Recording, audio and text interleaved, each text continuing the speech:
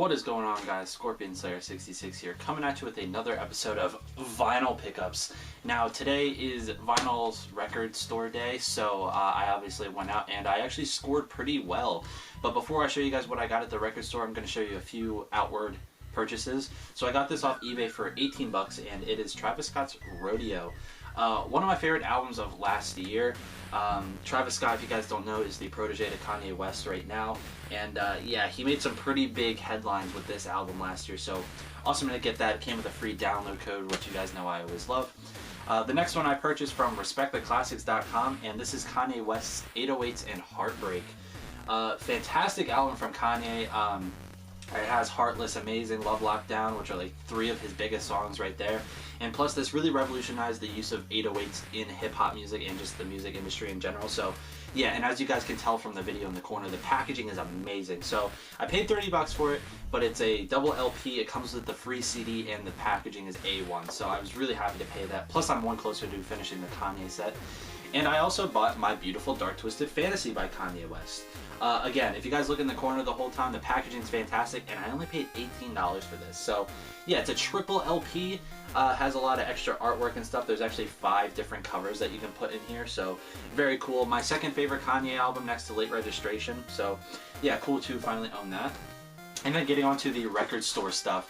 Just like last time, I ordered this from what I'm least excited to get to what I'm most excited to get. I paid $3 for this, and it is The Cars Shake It Up. I only bought this because I thought it was a Cure album because the font I thought said The Cure, so, but I mean for $3. The next one is heralded as a classic by a few different people that I know, and this is Supertramp's Breakfast in America. My cousin Ron, my dad, and my good friend the King of 8-Bit all say that this is a classic, so for $3, I picked it up. And I forgot to mention, my store is doing 15% off, so these are all the after percentage sales. I paid $7 for this, and it is After the Gold Rush by Neil Young. This is in Rolling Stone's top 50 albums, if I remember correctly. So this is definitely one that I was looking to get because I really do like that Rolling Stones list. So yeah, fantastic album from what I hear. I haven't given a full listen yet, but I mean for $7, I'll grab it. I paid $10 for this, and it is Quadrophenia by The Who. One of The Who's most heralded albums. I personally haven't listened to it all the way through before, so excited to finally get this. This next one I paid $9 for, and it is Changes 1 by David Bowie. It's just a compilation album. It has Space Oddity, Changes, Diamond Dogs, Rebel Rebel, Young Americans, stuff like that, and there's a few other songs. So, yeah, I mean, David Bowie's a master of work, so had to get that. I paid $3 for this, and this is one of my most wanted albums, and this is U2's The Joshua Tree. Not much I can really say. I think this is in the top 25 on Rolling Stone's list, so, yeah.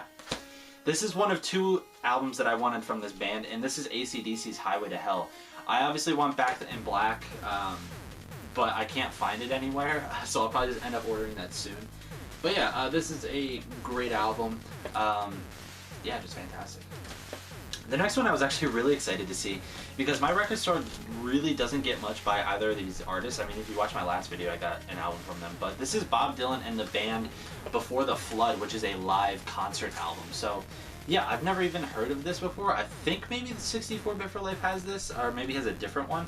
But yeah, I mean, Bob Dylan and the band, you really can't go wrong. And I only paid, I think, $6 for this. I also paid $6 or $7 for this. So, yeah, fantastic on both of those. And the rest of these are actually reissues. It just so happened that the things I was most excited about are all reissues. This technically isn't a reissue, but it's a newer album, and this is The Cure's 413 Dream. Fantastic album from The Cure, especially this late into their career. Yeah, I paid $16 for this, and I mean, I will really pick up any Cure album. They're just a fantastic band. Robert Smith is a genius in my personal opinion. So yeah. Not much I can really say about this album. I paid $19 for Nevermind by Nirvana.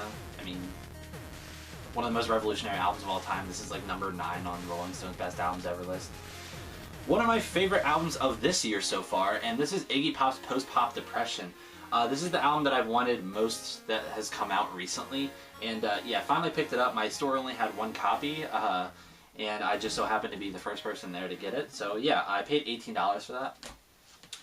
This one was really exciting for me to get, and this is Guns N' Roses' Appetite for Destruction.